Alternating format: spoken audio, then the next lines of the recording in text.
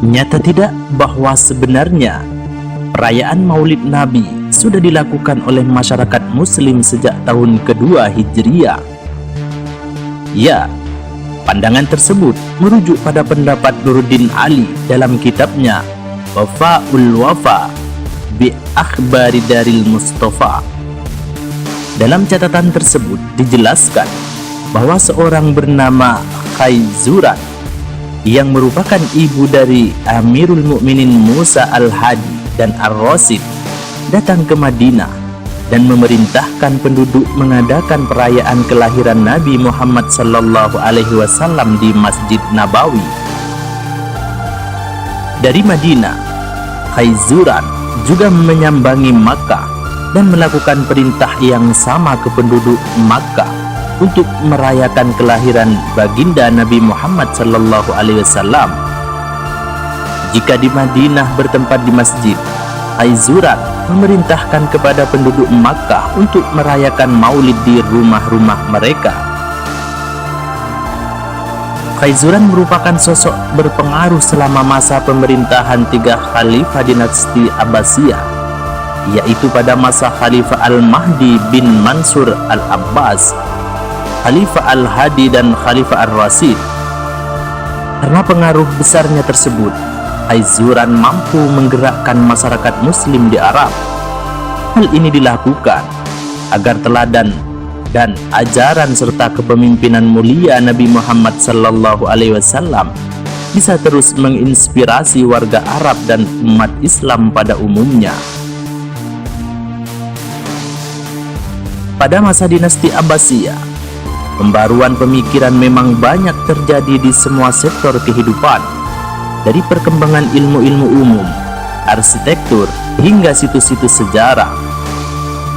Khaizuran merupakan salah satu sosok yang mempunyai perhatian besar terhadap Nabi Muhammad sallallahu alaihi wasallam beserta situs-situs sejarah peninggalan Nabi, termasuk memprakarsai penghormatan terhadap kelahiran baginda Rasulullah sallallahu alaihi wasallam. Nabi Muhammad diyakini lahir pada 12 Rabiul Awal tahun Gajah atau 570 Masehi. Namun dalam catatan Muhammad Hussein Haikal, ada juga pendapat-pendapat lain yang menyatakan bahwa Nabi lahir 15 tahun sebelum peristiwa Gajah.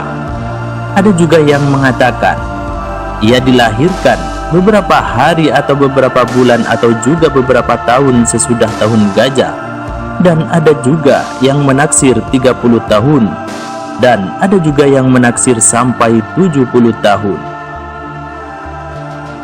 Profesor Quraisy Shihab menyatakan bahwa tradisi Maulid Nabi Muhammad sallallahu alaihi wasallam memiliki sejarah yang unik. Demikian pula ekspresi umat Islam dalam memeriahkan kelahiran Nabi juga beragam. Hanya saja harus terukur dan tidak melakukan hal yang negatif. Menurut Quraisy Shihab, perayaan Maulid Nabi dengan cara meriah baru dilaksanakan pada zaman dinasti Abbasiyah, khususnya pada masa kekhalifahan Al-Hakim Billah. Sejak saat itulah perayaan Maulid Nabi diselenggarakan hingga hari ini dengan cara yang berbeda-beda.